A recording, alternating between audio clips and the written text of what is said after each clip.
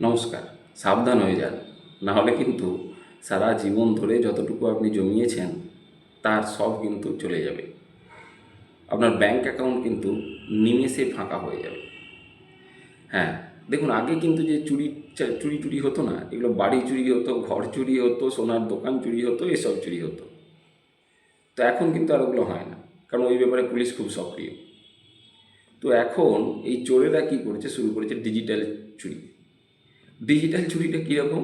ওরা বিভিন্নভাবে মানুষকে প্রলোভিত করে মানুষের যে টাকা, সেই টাকাগুলো ওরা লুটে নিচ্ছে।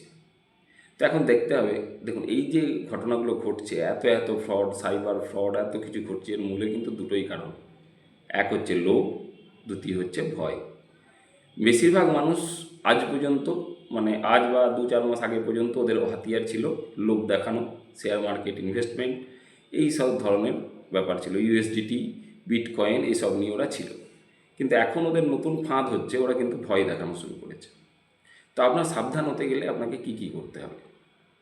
প্রথম, সাবধান হতে গেলে আপনাকে যেটা করতে হবে সেটা হলো, আপনি আগে যখন ফোন রিসিভ করছেন, কোনো অজানা নম্বর থেকে কল আপনার কাছে আসছে, ফোন রিসিভ করছেন, তখন দেখে নিন সেই নাম্বারটার শুরু, মানে আপনার মোবাইলে যখন আসছে তখন সেই নাম্বারটা শুরু +91 থেকে হচ্ছে কি না।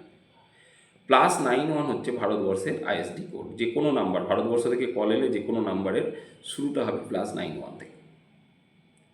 এবার যদি +91 থেকে না আসে, ধরার কোনো দরকার নেই, একদম না। এবার +91 থেকে এলেও আমরা যেহেতু পশ্চিমবঙ্গের বাসিন্দা, আমাদেরকে একটু ভেরিফাই করে কমন যে নাম্বারগুলো, মানে বিভিন্ন কোম্পানির যে কমন নাম্বারগুলো, সেগুলো দেখতে হবে এটা কলটা পশ্চিমবঙ্গের কিনা। যদি হিন্দি কথা বলছে, আপনার যদি রিলেশন না থাকে বাইরে, উত্তরপ্রদেশ, গুজরাট বা অন্য স্টেটের সাথে যদি না রিলেশন থাকে, তাহলে বেশি পাত্তা দেওয়ার দরকার নেই, বেশি কথা বলারও দরকার নেই। এখন হচ্ছেটা কি, যখন কল আসছে, কল আসার সাথে সাথে একটা কম্পিউটার ভয়েস স্টার্ট হয়ে যাচ্ছে। আমার কাছে এরকম কিছু কিছু কল এসেছিলো, যেগুলো শুরু হয়ে যাচ্ছে কম্পিউটার ভয়েস দিয়ে।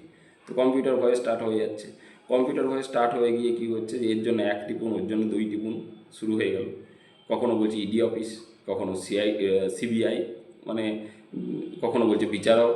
হ্যাঁ, দিয়ে আপনাকে কী করছে, দিয়ে হয়তো বলছে পার্সেল চলে এসছে, পার্সেল আপনার নামে বুক হয়ে গেছে, আপনার নামে কাস্টমসে মামলা হয়ে গেছে, একটা আপনার কাছে ফেক লেটার, সবার স্ট্যাম্প ফ্যাম্প দেওয়া পাঠিয়ে দিচ্ছে।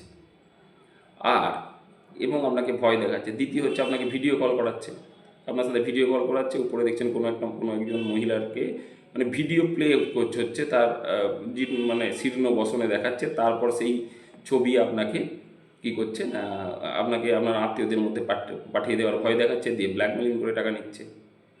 এগুলো কিন্তু আকছার ঘটনা ভাই। প্ল্যাটফর্ম ডিজিটাল হয়ে গেছে ভাই। আপনাদেরকেও এই যে সিস্টেমটা, এই সিস্টেমটাকে মানিয়ে নিতে হবে, এগুলোকে অ্যাভয়েড করতে হবে, একটু সাবধান হতে হবে। কারণ আমাদের যে চলাফেরা, সেটা হচ্ছে এখন কিন্তু ভার্চুয়াল ওয়ার্ল্ডে। কেন করছেন?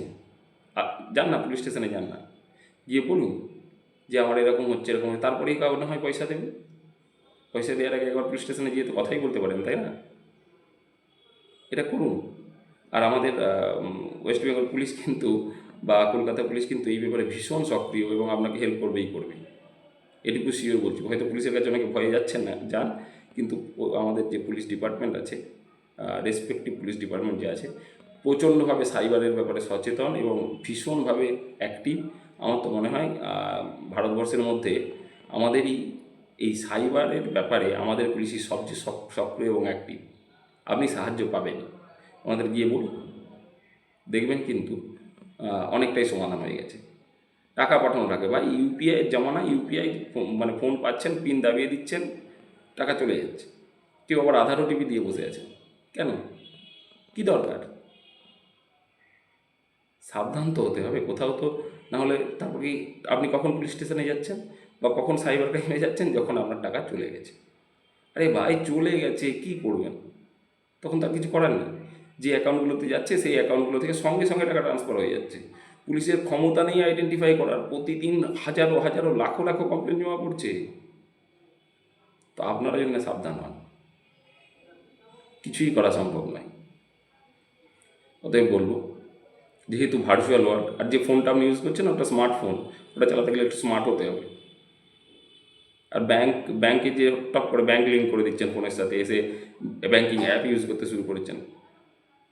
যদি না জানেন ইউজ করুন, যদি না জানেন, যদি না পারেন শিখে করুন না। শিখতে কতক্ষণ লাগে? তাহলে আর এরকম করে বারবার চলে যেতে হবে না। আর যারা এই ভিডিওটা দেখছেন, যারা ইকোনমিক্যালি মানে গরিব, খুব গরিব মানুষ, তাদের তো গ্যাস ভর্তুকি আছেই। আপনার অ্যাকাউন্টে গ্যাস ভর্তুকি ঢুকে যাবে, 5,000 পাঠিয়ে দিন। আর্মির ফোন কল আছে, যারা দোকান করেন, মানে যাদের মেডিসিন শপ আছে, আর্মির ফোন কল আছে যে আমি ওখানে এত মেডিসিন নেব, আপনি প্রথমে একটা প্রসেসিং ফিস দিন, ব্যাস চম্পট, সব গায়ে। অতএব লোভ করবেন না, আর ভয় পাবেন না বাবা। আপনার এগেনস্টে সহজে কেউ মামলা করে দেবে না কোথাও। আপনি কিছু এমন করে বসে নেই। আর যদি করে বসে থাকেন না, তাহলে পুলিশ আপনাকে ঘুমাতে দেবে না, পুলিশ বাড়ি থেকে তুলবে, পুলিশ আপনাকে চিঠি পাঠাবে, পুলিশ আপনার সঙ্গে যোগাযোগ করবে। সেটা আলাদা রকম প্রসেস। সেটা হোয়াটসঅ্যাপ কলে আপনাকে পুলিশের ছবি দেখাবে না, তাতে আপনি বুঝতে পেরে যাবেন কোনটা জেনুইন কোনটা জেনুইন নয়। ভাবছেন কেন? কিছু হলে সোজা পুলিশ স্টেশন, ওখানে গেলে বুঝে যাবেন যে ঘটনাটা আসলে কী। আশা করি আমার এতক্ষণের বকবকানিগুলো প্রত্যেকেরই খারাপ লাগেনি। ভালো থাকবেন, সুস্থ থাকবেন, কথা হবে আবারও। নমস্কার।